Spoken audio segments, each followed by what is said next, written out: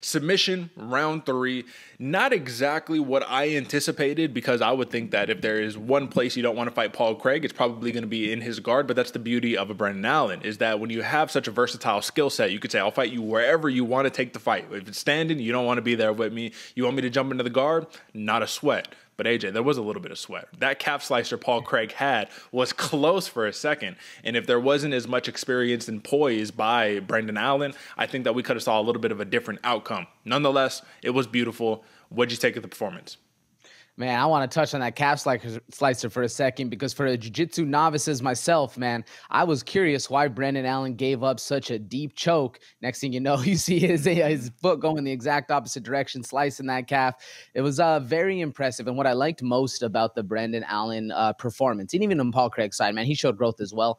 But Brenden Allen showing that he doesn't care where the fights take place. Yeah, you don't want to stand up with me. You think I don't want to go to the ground with you. You have a different outcome happening, especially once I'm landing some slicing elbows down on top of you. This was a big win for Brenden Allen, specifically for growth factor, man. He is somebody that a lot of people knew about, heard about, weren't really necessarily scared about, but now he's got everybody in the back on notice, putting him on check, because Brenden Allen's here for a long time and still very young, still growing, looks very impressive. What do you take away from the fight, Derek? Yeah, no, it's just every single victory, or every single fight really, from the last time that we've seen him lose has been an upper echelon, I guess you could say, just an increase in improvements right there. So at this point, it's just going to show that he seems like one of the more dangerous contenders in this division. And it sounds like it when you call out the top dogs, when you call out even the Khamzat Chimaevs and say, what's up, dude? I'm ready to get after this. We need to see what it's going to be like for him to fight maybe a top 5, top 4 type guy. He's saying title eliminator. He's saying, give me the guys at the straight at the top. But realistically, man, the guy that reigns over this division now is none other than who? Oh, man. What are they, 185? 185 pounds, brother. Who's the champion pound, right man, here, isn't man? it? Man, you just Piera. I had to blank for a second, right? No, He's light heavyweight 205. now. Yep, he's light heavyweight now. Man, I'm blanking over here, Derek. Sean Strickland, Middleweight. brother. Sean Strickland, the guy that knocked him out already, man. That's the point that we're making here. So the champion is the guy that already has a victory over you, and Brenden Allen says, that's the fight that I want. He's actually been calling for that fight for some time. So it does make you really feel that, I mean, they get that rematch. This is like the most winnable title window that Brenden Allen has at the moment right now. Would you agree? Man, especially because I just looked at, they fought back in 2020 as well. Yeah, it was a knockout round 2. But from then, that's exactly what we're talking about, man. He's been fighting guys with knockout power going forward, growing and gaining a little bit more reputation and being able to handle himself in there. That's a very interesting fight, because if he is able to avoid the striking of Sean Strickland and get this fight to the ground, he's going to fare well. But I'm pretty sure we probably said that last time they were fighting as well. So who knows how it would go. Have the hand skills improved to Brenden Allen enough? Man, maybe. You got to think too, though, when he took that fight, he took it on short notice, right? So if we really, let's just kind of like take a look at the saga of a Brenden Allen, right?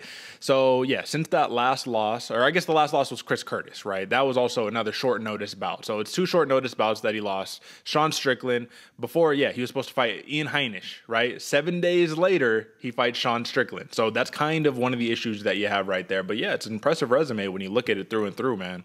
Heel hooks, decisions, knockouts, rear naked chokes, lots of rear naked chokes, actually. If you look at the last, 5, 6 victories, damn near somewhere around there. So I think this is a very impressive run for Brenden Allen right now. And I think that the more important thing that we need to note here is that there's nobody in this division that has his skill set aside really from a Khamzat Chimaev at this point, right? Is there anybody else that you can name? Ooh, besides a Khamzat Chimaev, man. That's the one. That's the big scary man that comes to the name, right? That's the big scary name, I guess, that comes to mind is how I should have phrased it. Other than that, nothing really pokes out. I mean, there's the weird part about this middleweight division, man, just looking at it, right? There's a lot of people who for a long time have been clamoring that they're the top dog, right? You know, the Robert Whittaker's obviously the top dog, but Dricus du Plessis, Jared Cannonier, Marvin Vettori, all these people now that the opening has presented itself for the championship, they're all saying they're the top dog. But one of the ones besides a Khamzat Chimaev or Brenden Allen that can really get things going, that's going to have the hardest impact, I feel like, on everybody's performance, to me, this might sound crazy, man. Paulo Costa. I think he has a lot of those things that are untangible. If he's able to get to the weight class and have himself, be a solid performer, but he has all the skills. Other than that, DDP, I don't know. What do you think, Derek? Who's one that comes to mind? I don't really see anybody besides Dricus du Plessis and Roman Dolidze that can really be as formidable as a Brenden Allen. But that goes to show, man, you're in a limited class right now with a small title window. You got to go run for it. And I think it's all in Brenden Allen's opportunity to do so. So big win by Brenden Allen. Submission win cashed at a plus 225 ticket right there. You'd love to see it.